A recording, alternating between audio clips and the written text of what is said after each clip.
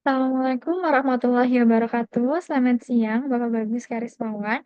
Selaku dosen pengampu mata kuliah aplikasi komputer, di sini saya Kanya Gita Saraswatia dengan NIM 17076230050 akan menampilkan bagaimana praktik penggunaan Power Query dan juga pivot table pada Microsoft Excel.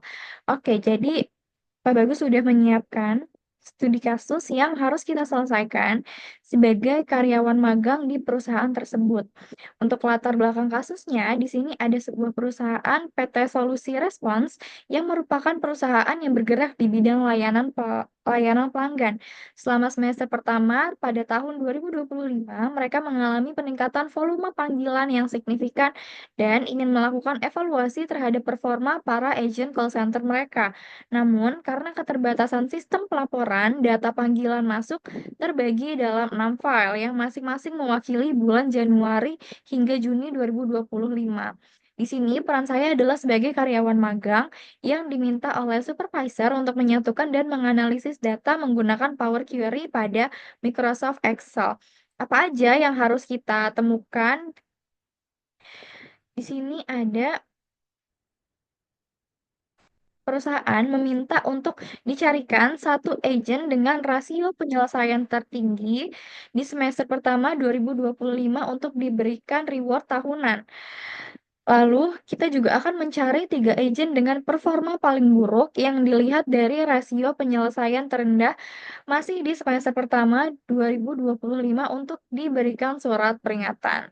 Oke, karena ini kita udah tahu harus menganalisis apa, bisa kita lanjut untuk melihat datanya.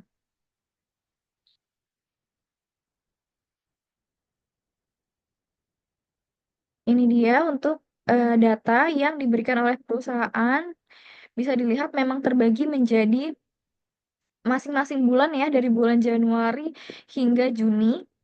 Ini bisa langsung aja di-download, download lalu digabungkan ke dalam satu folder kosong atau khusus si call center data ini dari bulan Januari sampai Mei. Kalau sudah kita download, bisa kita lanjut langsung ke Excel. Kita buka halaman kosong pada Excel. Sudah terbuka di sini. Lalu kita klik data, get table, get data, sorry. Lalu filenya kita pilih yang from folder karena tadi sudah kita satukan ya ke dalam satu folder khusus.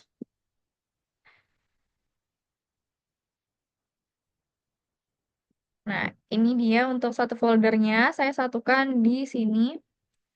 Lalu kita bisa open.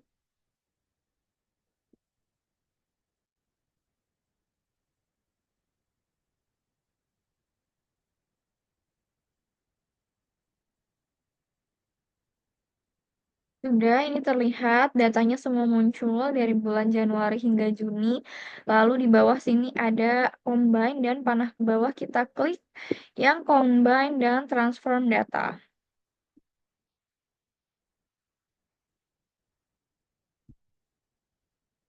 Oke, ini masih processing, bisa ditunggu aja.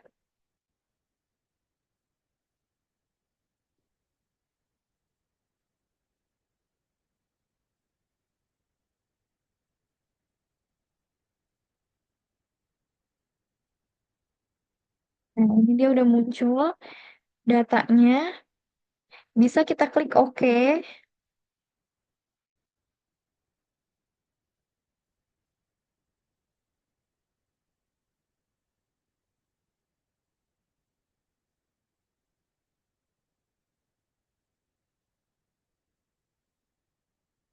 Nah, nanti ini kita tunggu lagi sampai semua datanya muncul.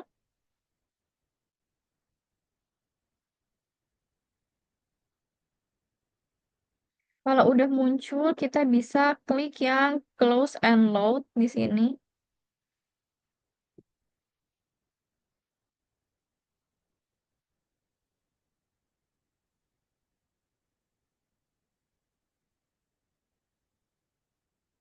Oke, di sini udah muncul semua. Bisa diganti-ganti juga di sini untuk warna tabelnya. Lalu di kolom H kita tambahkan lagi untuk total call. Rumusnya ada sama dengan relatif, lalu yang agent name kita klik di sini, terus yang agent E,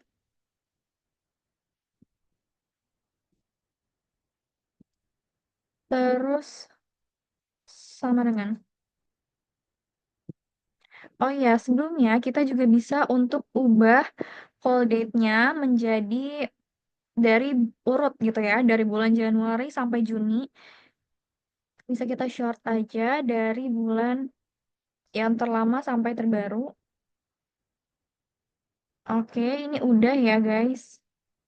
Sudah muncul total call-nya, ini bisa kita besarin aja kolomnya.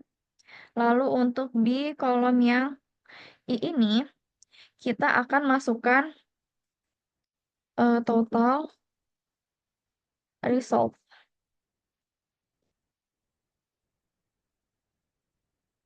dengan rumus sama dengan countif pakai yang pakai S ya karena beda nanti hasilnya yang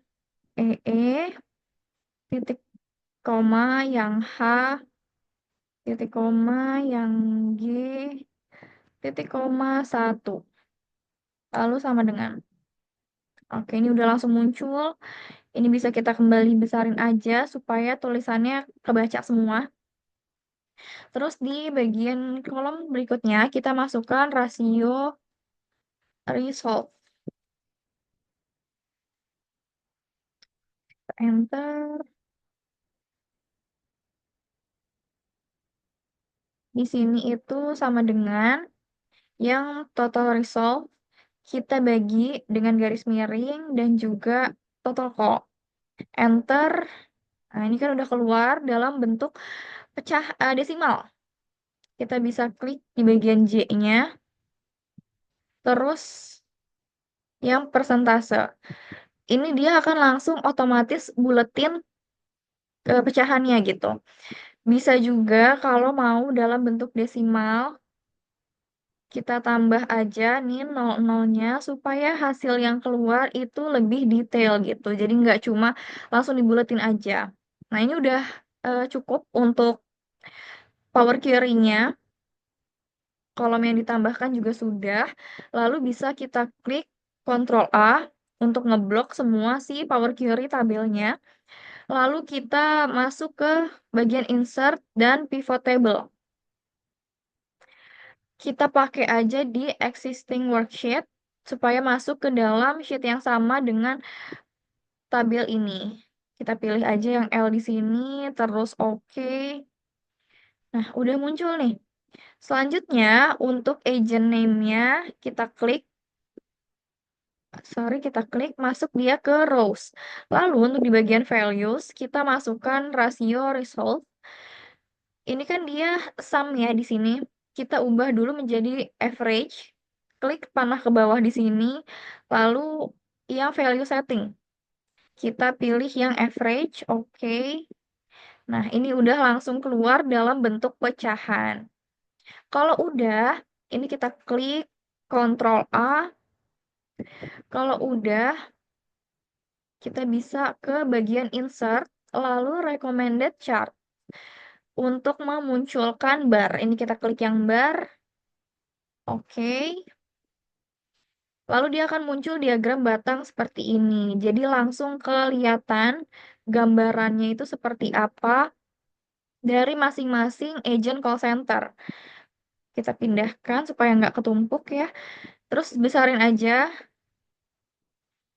Nah, udah di sini langsung kelihatan. Tadi yang kita harus cari adalah 3 agent dengan rasio penyelesaian terendah. Di sini langsung terlihat ada agent T dengan rasio penyelesaian paling rendah dengan total persen yaitu 39,41%. rasio penyelesaian. Ini kita tandain aja pakai merah. Terus di sini ada agent S juga dengan rasio penyelesaian 41,49%. Tergolong rendah. Kita merahin juga. Terus kita cari lagi di sini ada agent D dengan rasio penyelesaian 71,79%. Kita merahin juga. Untuk agent yang mendapatkan reward atau satu agent tertinggi dengan rasio penyelesaian tertinggi itu ada di agent B. Di sini kelihatannya tipis banget ya sama agent C, cuma memang lebih unggul agent B. Kalau kita lihat sekilas dari si diagram, agent B dan C ini juga tipis banget. Makanya data dengan angka persentase seperti ini akan lebih memudahkan kita untuk melihat mana yang lebih unggul. Ini juga kita tandain aja dengan warna hijau. Nah, jadi sudah selesai. Untuk yang harus kita temukan itu ada tiga agent dengan rasio penyelesaian terendah. Di sini ada agent T, agent S, dan agent D yang akan kita berikan surat peringatan. Lalu satu agent dengan penyelesaian tertinggi itu ada agent B dengan rasionya 95,57% yang akan kita berikan reward. Oke, mungkin segitu aja yang bisa saya sampaikan untuk penugasan kali ini. Kurang lebihnya mohon maaf. Wassalamualaikum warahmatullahi wabarakatuh. Terima kasih.